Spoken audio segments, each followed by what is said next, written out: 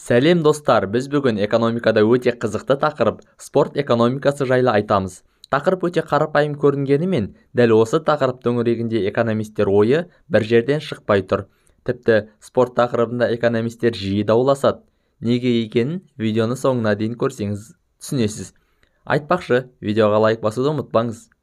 Спорт әншейінде тым қарапайым және қолжетімді болып көрінгенімен, мемлекет үшін бұл сала тым қымбатқа түседі. Әрі бұл салаға жұмсалған қаражаттың игерілуінде тіпті өзін-өзі ақтауын да есептеу өте қиын. Жыл сайын еліміз түрлі стадиондар, бассейндер салады, спортшыларға жүлделер береді, спорт мектептер мен секцияларға қаражат бөледі. Неге деп ойланып көрдіңіз бе? Егер ойламаған болсаңыз, былтыр еліміз 6 айда спортқа 219 миллиард теңге бөлген. Ал енді ойланыңыз, неге? Халықтың салауатты өмір салтын ұстануы үшін, дені сау болуы үшін деп ойлайсыз ба? Алайда халықтың өмір сүру ұзақтығын арттыру үшін спортқа емес, гигиеналық тазалық үшін қаржы бөлу әлдеқайда тиімді. Мысалға, Кеңес одағы тамақтанар алдында қолды жуу, суды қайнатып ішу сияқты гигиеналық ережелерді үлкендерге де, балаларға да пропаганда ретінде ұсынды. Бұл ережелер заңдылыққа айналды. Есесіне, балалар өлімі азайды, өмір сүру ұзақтығы артты. Ал бүгінгі спортқа құйылған қаржы, имиджіне құрылған қаржы десек қате болмайтын еді. Бұны дәлелдеу қиын емес. Бір ғана мысал, олимпиадалық спорт түрлеріне қай елде болмасын қолдау бір саты жоғары жүреді. Екіншіден, мемлекет, анығырақ айтсақ, ел билігі спортты тәрбиелеу құралы ретінде пайдаланады. Бұл бізге дейін де болған, қазір де солай.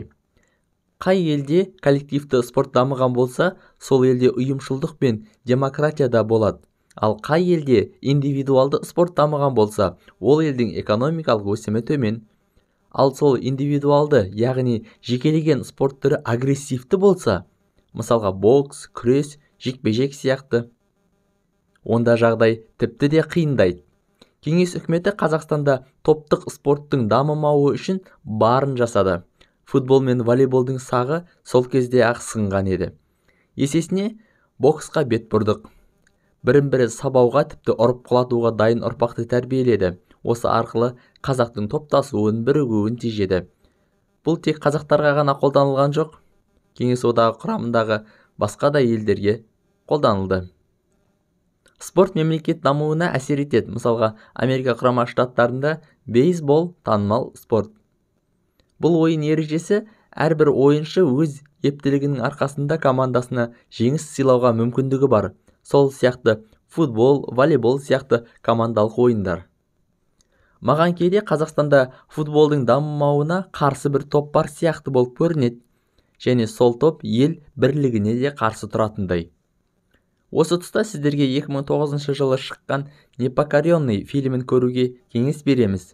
Бұл фильм шынайы оқиғаға түсірілген, яғни 27 жыл түрмеде отырып бостандыққа шығып, Оңтүстік Африка Республикасының президенті болған Нельсон Мандела туралы.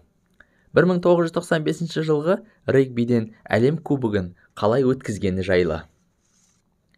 Ал енді кәсіпқой спорт жайлы сөз қозғасақ, себебі экономиканың бәрі осы жақта.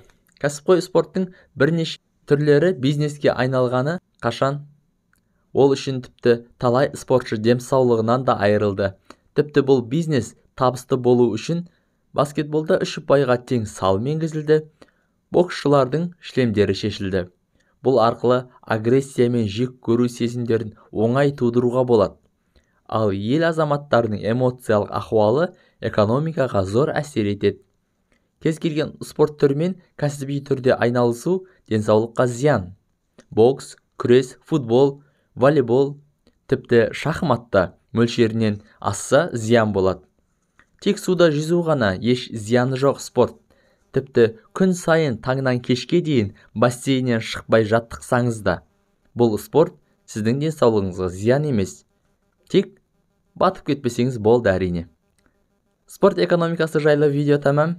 Келесі видеода елдегі экономикалық өсімге ауа райының, климаттың әсері жайлы айтамыз. Аман, сау болыңыз.